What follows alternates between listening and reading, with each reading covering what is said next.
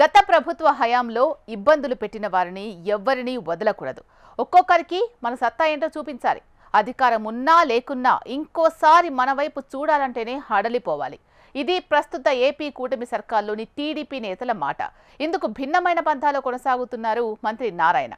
No revenge, only development అంటున్నారు ఆయన.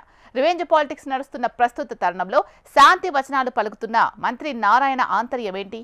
Was story. ఆంధ్రప్రదేశ్లో నెల్లూరు రాజకీయాల రూటే సపరేటు. కూటమి ప్రభుత్వం కొలువుదీరిన తర్వాత నెల్లూరు జిల్లాలో రాజకీయ కక్షలు, కార్పణ్యాలు, ఆధిపత్య ధోరణులు రాయలసీమను మించిపోతున్నాయంటే అతిశయోక్తి కాదేమో. ఇందుకు ప్రత్యక్ష ఉదాహరణగా జిల్లాలోని సర్వేపల్లి నియోజకవర్గంగా చెప్తున్నారు రాజకీయ విశ్లేషకులు. గత వైసీపీ ప్రభుత్వ హయాంలో పరస్పరం కేసులు, ఆరోపణలు సర్వసాధారణంగా ఉండేవి. మరీ ముఖ్యంగా సర్వేపల్లిలో ప్రస్తుత ఎమ్మెల్యే, మాజీ మంత్రి సోమిరెడ్డి చంద్రమోహన్ రెడ్డి తన ప్రత్యర్థి వైసీపీలో మంత్రిగా పనిచేసిన కాకాని గోవర్ధన్ రెడ్డి మధ్య పాలిటిక్స్ నెక్స్ట్ లెవెల్లో ఉండేవి. అలాగే ఆనాడు మంత్రిగా ఉన్న అనిల్ కుమార్ యాదవ్ కూడా తన పవరేంటో చూపించారు. కావలి నియోజకవర్గంలోనూ ప్రస్తుత ఎమ్మెల్యే దగ్గుబాటి వెంకటకృష్ణారెడ్డి, ఆయన ప్రత్యర్థిగా ఉన్న కావలి మాజీ ఎమ్మెల్యే రామిరెడ్డి ప్రతాప్ రెడ్డి మధ్య కూడా అదే స్థాయి కక్షపూరిత రాజకీయాలు కొనసాగాయి. ఆనాటి రాజకీయాలకు కొనసాగింపుగా ప్రస్తుతం సర్వేపల్లి నియోజకవర్గంలో అదే సీన్ రివర్స్లో కొనసాగుతోందన్న టాక్ వినిపిస్తోంది. ఓవరాల్గా నెల్లూరు జిల్లా రాజకీయాలు అలా ఉంటే అందుకు భిన్నమైన రాజకీయాలు నెల్లూరు సిటీ నియోజకవర్గంలో ఉన్నాయట. అవును, నెల్లూరు జిల్లా గత రాజకీయాలకు భిన్నమైన పాలిటిక్స్కు తెరలేపారట మంత్రి డాక్టర్ పొంగూరు నారాయణ. తొలిసారి నెల్లూరు నగర నియోజకవర్గం నుంచి శాసనసభ్యులుగా ప్రాతినిధ్యం వహిస్తూ రాష్ట్ర మంత్రివర్గంలో కొనసాగుతున్న మంత్రి నారాయణ అమరావతి నిర్వహణ బాధ్యతలు కూడా నిర్వహిస్తూ ఉన్నారు. అమరావతి నిర్మాణ బాధ్యతల్ని ముఖ్యమంత్రి చంద్రబాబు ఆయనకే అప్పగించారు. ప్రధానంగా నగర రాజకీయాలంటే ఎవరికి వారు నేతలుగా చెలామణి అవుతుంటారు. స్థానికంగా వారి ఆగడాలు అంతే స్థాయిలో ఉంటాయి. బట్ నెల్లూరు నగరంలో ఇందుకు భిన్నమైన వాతావరణాన్ని సృష్టించాలనుకున్నారట మంత్రి నారాయణ. రాజకీయ రాజధానిగా పాత తరంలో నెల్లూరు జిల్లాకున్న పేరును పునరుద్ధరించాలి అంటున్నారట.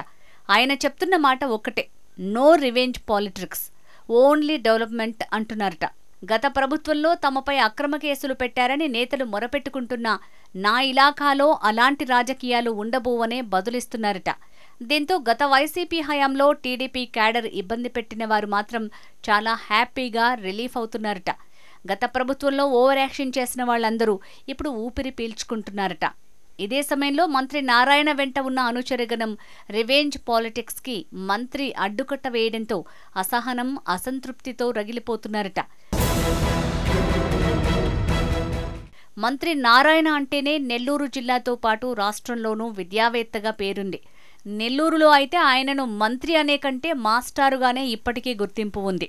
చదువుల్లో మ్యాథమెటిక్స్ మాస్టర్ డిగ్రీతో పాటు డాక్టరేట్ కూడా పొందిన మంత్రి నారాయణ తాజాగా అనుసరిస్తున్న రాజకీయ వ్యూహం పాతతరం నేతలకు సైతం మింగుడు పడటం లేదట. రాజకీయాలు ఎన్నికల వరకే, ఆ తర్వాత అభివృద్ధి మన అజెండా అని చెప్పే నేతలు అధికారం చేతికి రాగానే పవర్ చూపుతుండగా మంత్రి నారాయణ ఇందుకు భిన్నమైన ధోరణి ఎంచుకోవటం ఇప్పుడు అందరినీ ఆశ్చర్యానికి గురి చేస్తోందట. అన్నట్టు గత ప్రభుత్వ హయాంలో ఆయనపై కేసులు లేవా అంటే బోలెడు కేసులు. వాటిని ఆయన ఇంకా మోస్తూనే ఉన్నారట. మంత్రి నారాయణపై గత ప్రభుత్వ హయాంలో దాదాపు 19 కేసులు నమోదయ్యాయట. ప్రస్తుతం ఆ కేసుల్లో కొన్ని ఇంకా పెండింగ్లో ఉన్నాయట. అందులో కొన్ని సుప్రీంకోర్టులోనూ కొనసాగుతున్నాయట. ఇన్ని ఉన్నా నియోజకవర్గంలో క్యాడర్కి నో రివెంజ్, ఓన్లీ డెవలప్మెంట్ అంటూ మాస్టారు చేస్తున్న హితబోధ అనుచరులకు మాత్రం చిర్రెత్తిస్తోందట. కొందరు బాహాటంగానే ఇదేంటి మంత్రి మా చేతులు కట్టేస్తున్నారు అంటూ వాపోతున్నారట. బట్ వాటిని మంత్రి లైట్ తీసుకుంటున్నారట. గత వైసీపీ 5 ఏళ్ల హయాంలో ప్రస్తుత నుడా చైర్మన్గా ఉన్న కోటంరెడ్డి శ్రీనివాసులు రెడ్డిపై ఎన్నో కేసులు నమోదయ్యాయి. ఆయనతో పాటు కొందరు నేతలపై రౌడీ షీట్లు సైతం ఓపెన్ చేశారు. పోలీసులు అప్పటి అధికార పార్టీ నేతలు చెప్పింది చెప్పినట్టు ఫాలో అయ్యి టీడీపీ నేతలు తీవ్ర ఇబ్బందులకు గురిచేశారట. ఇప్పుడు అధికారం మారటం, తెలుగుదేశం పార్టీ పవర్లోకి రావడంతో తిరిగి వారిపై రివెంజ్ ప్లాన్ చేయాలని నేతలు మంత్రి నారాయణ దృష్టికి తీసుకొచ్చారట. ఓ లిస్టు సైతం ఆయన ముందు పెట్టారని పార్టీ వర్గాల్లో చర్చ జరుగుతోంది. అయితే దీనిపై నారాయణ పెద్దగా ఆసక్తి చూపలేదని టాక్ వినిపిస్తోంది. అక్రమ కేసులు పెట్టుకుంటూ పోతే భవిష్యత్తులో క్యాడర్కి ఇబ్బందులు తలెత్తే అవకాశం ఉందని, అలాంటి పనులు చెయ్యొద్దు అంటూ ముఖ్య నేతలతో పాటు పోలీసులకు సైతం ఆయన హెచ్చరికలు జారీ చేశారట. తన మీద కూడా గత ప్రభుత్వం అనేక కేసులు పెట్టిందని, కానీ నేను వాటి జోలికి వెళ్లాలనుకోవటం లేదని మంత్రి చెప్పుకొచ్చారట. తన నోటీసులో లేకుండా వైసీపీ నేతలపై అక్రమ కేసులు పెట్టొద్దని సూచించారట మంత్రి నారాయణ. అభివృద్ధి అజెండాగా పనిచేస్తే ప్రజలు ఆటోమేటిక్గా గుర్తిస్తారని, ప్రత్యర్థి పార్టీ నేతలు సైతం మనల్ని మెచ్చుకునేలా పనిచేద్దామని మంత్రి నారాయణ చెప్తుండటాన్ని కొందరు జీర్ణించుకోలేకపోతున్నారట. కక్ష తీర్చుకుందామంటూ రగిలిపోయే క్యాడర్ కాళ్లు చేతులు కట్టేస్తుండటంపై కొందరు నేతలు మంత్రిపైనే గుర్రుమంటున్నారట.